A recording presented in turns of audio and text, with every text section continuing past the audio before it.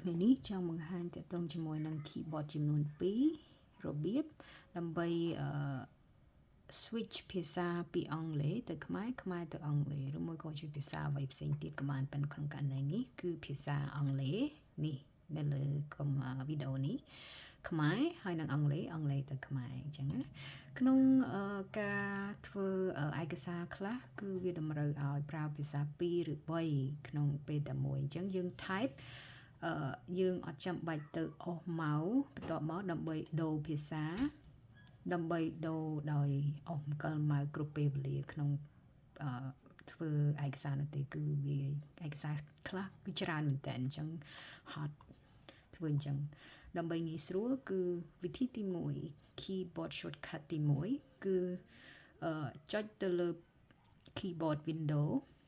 ហើយ hold វាទុកវាឲ្យជាប់បន្ទាប់មកspace bar នេះចុច space bar បន្ទាប់មកយើងមើលកន្លែងនេះបន្តមកទៀតយើងមើលកន្លែងនេះមក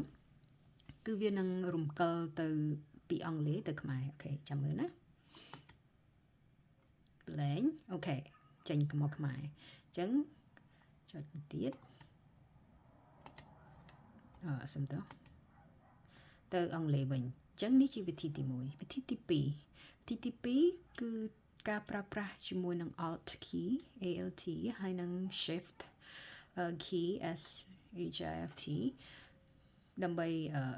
រំកិលភាសាមួយទៅភាសាមួយអញ្ចឹងត្បូងឡើយយើង press and hold Alt key បន្ទាប់មកទៀតយើងចុចទៅលើពាក្យ Shift អញ្ចឹងយើង pay attention ទៅលើកន្លែងនេះវានឹងដូរភាសាដូចគ្នាដូចវិធីមុនអញ្ចឹងអូខេខ្ញុំចាប់ដើមចុច Shift អូខេដូរទៅខ្មែរ Shift ម្ដងទៀតដូរទៅជាភាសាអង់គ្លេសប៉ុន្តែកន្លែង Alt នេះគឺទៅ hold វារហូត Shift យើងត្រូវចង់ដូរពេលណាដែលយើងចង់ដូរអូខេចុច1ដូរទៅអង់គ្លេសចុច1ដូរទៅខ្មែរចុះឡើងចឹងទៅអញ្ចឹងវិធីហ្នឹងគឺវាងាយស្រួលរហ័សហើយយើងអត់ចាំបាច់អង្គមកចុះឡើងព្រោះឯកសារខ្លះវាច្រើនមែនតើតម្រូវឲ្យយើងចុចឡើងអញ្ចឹងគឺហត់អញ្ចឹងវីដេអូនេះមានតែប៉ុណ្្នឹង